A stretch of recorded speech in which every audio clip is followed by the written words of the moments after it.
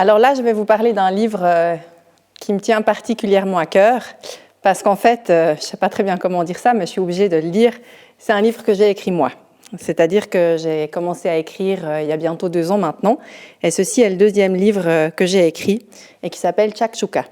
C'est un recueil de 31 nouvelles, des petits textes, des arrêts sur image. La couverture a été réalisée par une illustratrice de Vevey. Donc voilà, c'est un pur produit suisse. Pourquoi Shakshuka ? En fait, Shakshuka, c'est un terme maghrébin qui désigne une espèce de ratatouille avec laquelle on met à la fin des œufs. Mais c'est aussi un terme populaire qui désigne un joyeux mélange, un joyeux bordel, un pêle-mêle de plein de choses. Et en fait, c'est ce qu'il y a dans ce livre. Il y a un pêle-mêle de gens différents, un joyeux bordel d'émotions, il y a un melting pot de lieux, d'endroits, de caractères, d'odeurs. Et donc voilà, le titre de ce livre est en rapport avec ça. Et puis, je vais vous lire un petit passage d'une nouvelle qui s'appelle Socket.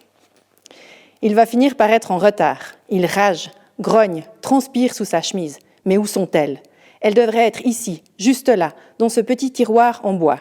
Pliées, rangées par couleur, alignées selon la méthode KonMari, facile à retrouver. Facile à retrouver, tu parles. Il faudra qu'il réexplique encore à Isabelle comment elle doit ranger le linge. À quoi ça sert de payer une femme de ménage, cuisinière, lavandière aussi chère si elle ne comprend rien, hein ?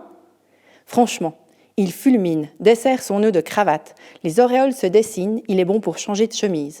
Il ne peut pas partir sans, c'est plus fort que lui, c'est celle-là dont il a besoin aujourd'hui. Il quitte le dressing et entre dans la salle de bain. Il boit une gorgée d'eau, déboutonne sa chemise et la jette rageusement sur le sol.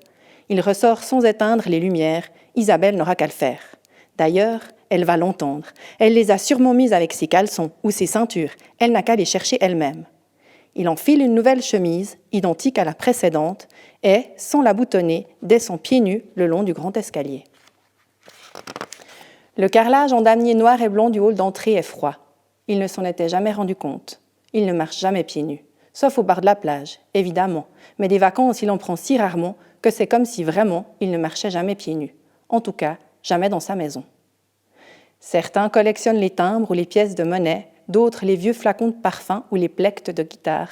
Lui, c'est les chaussettes. C'est un dingue de chaussettes.